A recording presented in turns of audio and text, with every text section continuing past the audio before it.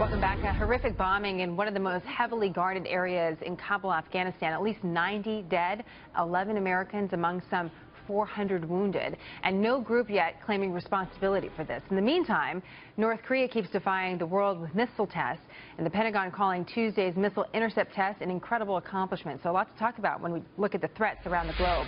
Let's bring in Colonel Alan West, Executive Director and Chairman of the Board at the National Center for Policy Analysis and a Fox News contributor. Colonel West, it's great to have you on the program. Good to be with you, Jenna. I know you spent some time in Afghanistan working as a private contractor after your military service, and I'm wondering if you could give us a little perspective as to the size of this bomb and the strategy it took to get it into this particular area of Kabul. Well, when you talk about this area, the green zone, which is the diplomatic area, coming down from Jalalabad Road, which is from the east, and you go down to Masood Circle, that area is heavily guarded, heavily protected, and of course from the Masood Circle going up to the airport road, as they call it, to the Kabul International Airport.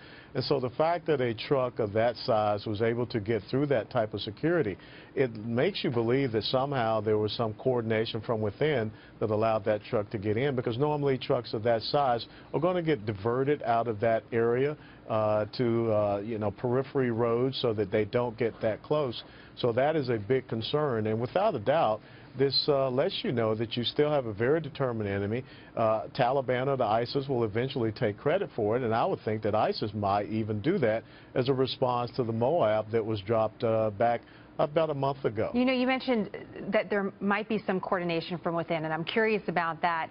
And then this other piece of news, because it's our understanding that military commanders are asking the president for more U.S. troops to go to Afghanistan, in part to train and advise Afghan troops. Do you think that's a good idea at this time? Well, you know, recently I just read where the Polish Special Forces were working with the Afghan Special Forces, and they just conducted a hostage rescue mission down in Helmand Province. So I think that when we look at some of those specialized Afghan units that we have out there, yes, I think it's very important. I don't know if we can ever get an Afghan army or Afghan police force up to a standard that we can recognize and understand. But when I think about what's happening in Afghanistan, it really harkens us back to Vietnam, where we see Kabul the same as Saigon. And when you have these terrorist attacks within those borders, that's trying to show that the relevance of these organizations are still at a high premium. But when you get out into the surrounding areas, that's where the real fight is. And knowing that the Taliban now controls more terrain than they ever had since about 2001, that's where we really need to dry up their sanctuaries. And also we need to be concerned about their staging bases that are located across the border in Pakistan. And right now we know this time of year is particularly important because this is the quote-unquote fighting season begins, where the weather changes. It allows some of these bad guys to move more freely, quite frankly. So let's bring it into the news of North Korea, because some have suggested this about Afghanistan, that really a South Korea model in Afghanistan would work, that we shouldn't expect to be out of Afghanistan anytime soon, that we're going to have a permanent presence there.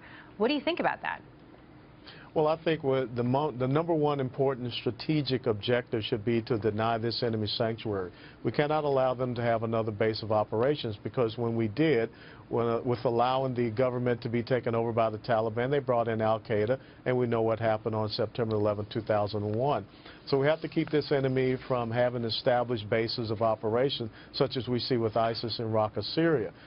When you look at what is going on with North Korea, somehow we've got to have an influence on the Chinese to get North Korea under control. I think it's very important we had that successful missile defense strike, because we have to show a credible military deterrent in case we exhaust all of our diplomatic and including economic sanction means. Interesting. A lot more to talk about. A big question about whether or not proximity actually leads to security. It's a question with North Korea. It could be an interesting question as well with Afghanistan. Colonel West, it's great to have you on the program. We appreciate it. Thank you. My pleasure.